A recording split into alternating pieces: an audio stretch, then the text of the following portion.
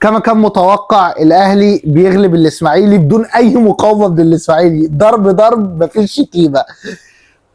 مبروك ده مبدئيا. مساك بترولي يا على الاستظراف.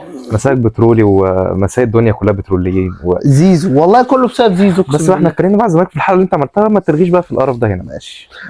صباح الخير يا عم الاهلاوي. انت هو بص، هو بصراحه احنا كملنا، انت راسك هناك يعني. يا عم انا مهتم، انا مش مهتم بص، هو بصراحه ماتش النهارده كمل الحلقه الجميله بتاعت النادي الاهلي اللي هي بقى يفهم من ساعه يوم الفالنتين والاحتفاليه والاعلان على الاستاد. بص بصراحه عايز اخش في الماتش على طول، ما فيهوش حاجات كتيره، بس قبليها كده نتكلم عن حته في الاستاد. مع احترامي لحتشبسوت والمعبد وزي حواس والملعب والناس دي كلها، انا مش مصدق ان في ملعب امانه الله يعني. مش هيتعمل حاسس. انا الكلام ده رحت سمعته في 2017 18 21، قلنا لنا في كورونا وفي ظروف اقتصاديه، الكلام ده بنسمعه هناك في الوزاره الثانيه، وزاره الشباب والرياضه، اللي بنسمع الكلام ده يعني. فانا مش مصدق ان في بتاع غير لما اشوف في حاجه اترشقت في الارض، فاهم انت؟ اشوف في مدرج اترشق في الارض، تقول لي بقى في حفاره بتحفر والكلام ده. مرتضى منصور راح حفر 6 اكتوبر، فرع 6 اكتوبر بتاع الزمالك ده، وما عملش اي حاجه يعني. فانا بصراحه مش مصدق ان في استاد، وباذن الله يعني لو هيبقى فيه، لو بقى يبقى فيه بقى، انا شايف الناس عماله تقلل من الانجاز ده. يقول لك ما انتوا مش اول نادي، ما الاسماعيليه ليه استاد، غزل المحله ليه استاد. يا عم انت ليه بتقلل؟ طب ما الاهلي ليه استاد على فكره، اللي هو التتش كان بيتلعب عليه ساعه الخمسينات والستينات يعني، بس هو شطب يعني. نخش بقى على الماتش. ابتدينا التشكيله، كان عندنا الشناوي، كوكا، الناحيه الثانيه عندنا اكرم، محمد هاني في قلب الملعب. بصراحه ماتش كويس مع تغيير المركز وكده، ان هو مش بيطلع قدام ولا في عرضيه بتطلع من رجله، فقلنا الحمد لله ان هو فاهم ورا. جنبه رامي ربيعه، كان باين ان هو مصاب يعني في بقه من الماتش اللي فات. نص الملعب شفنا اول مره يبدا اساسي احمد رضا. مروان عطيه جنبه مين؟ جنب مروان عطيه في نص الملعب احمد رضا وامام عاشور. نيجي بقى ناحيه الشمال، ناشئ محمد عبد الرحمن، عجبني الواد ده بصراحه، مع انه ناشئ وكان دايما بينزل تبديلات، لكن لما بدا من الاول في كام كوره ناشئ، فعادي هيطلع فيه كور مش حلوه. جراديشار، وطبعا الناحيه الثانيه حسين الشحات يعني. الحمد لله الماتش، بص اول 5 دقايق كان في كوره اصلا حسين الشحات راحت ضاعت يعني، الحمد لله يعني. هو بص حسين الشحات هو بيفرق كتير، بس ما فيش فاهم انت اي جون، ما فيش اي هجمه، ما فيش اي ترقيصه مفيده يعني. بس بصراحه هو بيحاول يعني. وفي جون اوفسايد حسب الشوط الاولاني، وطلع اوفسايد، وبصراحه اوفسايد يعني، ما مش حاله تحكيميه والكلام ده. استغفر الله.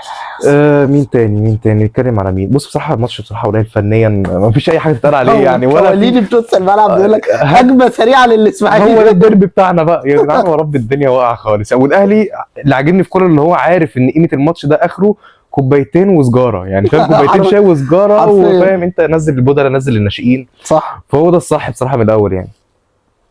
بس كان عندي تعقيب صغير، مع ان مروان عطيه جاب جول من ضربه جزاء، بس انت ليه بديت بيه؟ انت بتخاطر بيه مع انه عنده انذارين. لو خد انذار النهارده هيجيب على ماتش الزمالك، وانا بصراحه مستني الزمالك بقى، البت البيضه لازم نروح لها بكامل قوتنا يعني، فول سكواد يعني. وفي نفس الكلام عليهم ان هم ما خدوش اي انذارات النهارده، انا مبسوط على فكره ان هم ما خدوش اي انذارات، يجوا لنا فول سكواد نقرقشهم نرجعهم 100 بقى معاهم زازي وياسين كده صغيرين كده. والله العظيم يا عم جايين بقى، والله العظيم ما تسحبش كهرباء. لو حصل اللي في بالي محدش يزعل وتقولوا محروم وماتش ب3 نقط وماتش بتاع، والله ما هسيبكم. ولو خسرت يا عم لبيب، متوقع يا ريس، يا عم زيزو يا ريس، متوقع يا ريس. تهريش كتير. نيجي للبتاع فقره التوقعات، نتكلم بس على الرجاله اللي بتكسب بقى، سيبك انت. نتكلم على مين تاني؟ مثلا نشوف واحد محمد عبد الله، حرام عليك. محمد عبد الله عمل ماتش كويس بصراحه، بانه ناشئ وجابها اليمين، ما عندناش حد ناس كتيره بعد ما بيرستا ومشي والناس دي. ماشي قدم ماتش، بص مش عايز اقول لك الواو اللي هيجي منه ولا رمضان صبحي جديد، بس بصراحه فاهم انت مشى الدنيا في الجبهه دي بصراحه يعني. مستني منه كتير، مع ان ده مش هيحصل على طول. الموسم اللي جاي هتلاقيه طلع اعاره الانبي او بتروجيت يعني، حاجه من الاثنين يعني. قصدك ايه بتروجيت يا عم ماشي والله جت كده عشان بقى يبقى الدنيا بتروج فاهمني. فما اعتقدش الاهلي ناقصه حاجات فنيا، لا اهلي ناقصه حاجات، بس الماتش زي ما بقول لك، حتى الاسماعيلي زي ما قال سقا ما حاولش ان هو فاهم يروح بهجمه، راح بهجمه خطيره في الدقيقه 81 حاجه زي كده يعني، جت في العارضه. بس هو الماتش قليل فاهم انت. وكولر عجبني تبديلاته هاديه. ممكن مثلا لو عايز اتكلم مع حد، هو ليه كريم الدبيس ما لعبش يعني؟ ليه يعني؟ هو موجود على الدكه بيريح ماتش الزمالك عشان ما يتصابش. ليه يعني؟ طب ما كان الاولى مروان عطيه. بس هو انا عايز اقول حاجه لكولر يعني، مثلا كريم الدبيس اتصاب واحمد حسن كوكا اتصاب وقرر ينزل هو يلعب باك شمال، فاكر زيزو هيعمل خطر عليه؟ ولا اي بتنجان يا ريس. انا لو جبت اي حد يلعب باك شمال مفيش ادنى خطر. ما اقدرش اجزم لك ان هو ممكن يعني، ما هو الناحيه الثانيه هاني لو لعب شلبي فاهم، ده حاجه في مصلحتنا يعني فاهم انت. هاني شلبي وزيزو والدنيا بايظه الحمد لله. صلى على النبي. فهو ده بصراحه ده اللي عندي على الاهلي. ممكن شويه بس يعني تعليق التبديلات اللي طول عمرها بتتاخر. يعني انت دلوقتي دقيقه 81 او دقيقه 85 بتبدا تعمل تبديلاتك يا كولر. ندي الدعر شويه، نزل قفشه في الاخر بعد الجون الثالث كده يعني طب ليه طيب يعني. فانت امام عاشور كان مصاب في كتفه، كنا خايفين تكون الاصابه بتاعت جده بتاعت كتفه جددت، لكن الحمد لله نزل وعمل جول.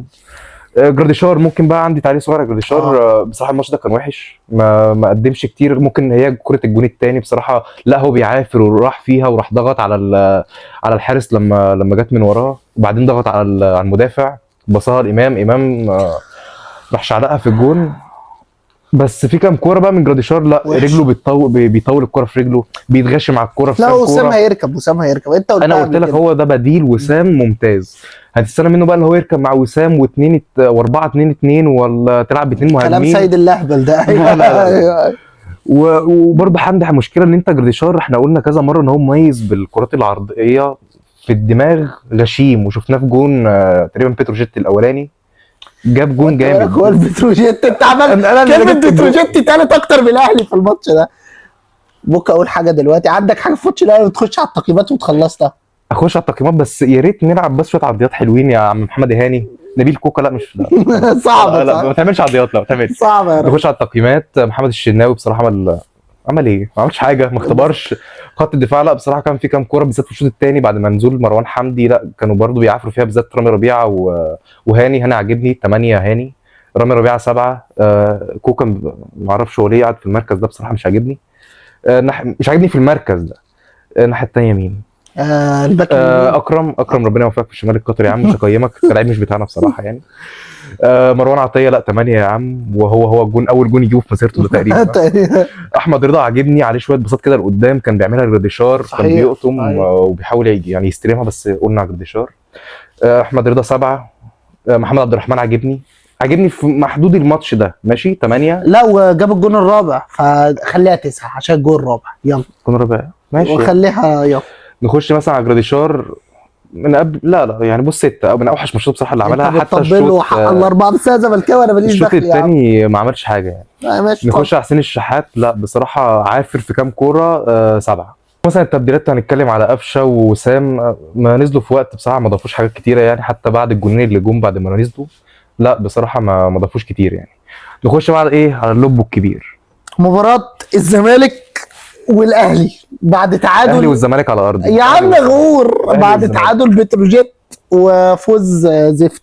عايز تتوقع الماتش كام الماتش هيخلص تعادل لا اما 2-1 للاهلي. شوف وانا وحش وانا متعادل مع بتروجيت بيقول تعادل لان ده كبير قوي يا عم. ده نادي كبير قوي ومعلم عليهم في السوبر الافريقي. ايه بقى ليه قلت تعادل؟ ليه تعادل انتوا؟ لانه طبيعي ده ديربي هتلاقي الزمالك نازل شادد، لكن انتوا نيله ومش بنافسكم. ما عارف لو في منافسه ما بيننا يا اسطى بالله احنا فرق كام نقطه دلوقتي؟ 5 بعد المكسب بتاعنا 5 يا ريس. انا فرق بيني وبين بيراميدز فاضل له ماتش، هيبقى فرق بيني وبينه لو هو كسب هيبقى نقطه. انت بره عنك، انت بتنافس المصري. انا لما ارقعك 3-0 الماتش الجاي ده توقعك كده. لا هو انا توقعي 2-0 للاهلي، وطبعا انتوا فاهميني يا زملكاويه لازم نتوقع الوحش عشان نكسب باذن الله. بس انا مش شايف ان احنا ممكن نكسب، بس برضه انا في المنافسه الا لما اتغلب منك هيبقى الفرق معاك 8. طب اقول لك على حاجه، انت لو كسبتني اتعادلت معايا اصلا الماتش اللي بعدين انت هتخسر. شوف ما اعرفش مين اصلا تقريبا حرس الحدود او حاجه زي كده، انت هتخسر.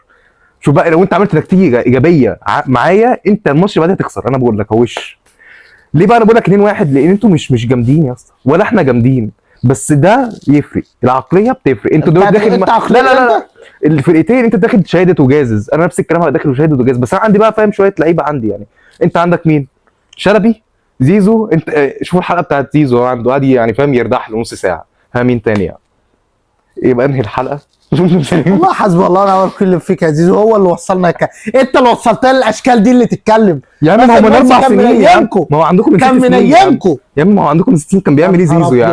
كان هداف الدوري كنتوا بتعملوا ايه يعني؟ اقسم بالله سنلتقي يوم زيزو جاب 3 اهداف، جاب جون حلو في المصري وبس بقى تقريبا متحسب له بس كده بس جدعانه يعني. يوم 22 لو الزمالك كسب وجمهور الاهلي برضه يجي يقول لك ماتش ب3 نقط، ايه يا جدعان يا الفرق لا. نقطتين، والله ما هسيب. يا عم طب يا عم خسرت والله. وهكسب الدوري برضه، انت بره المنافسه افهم.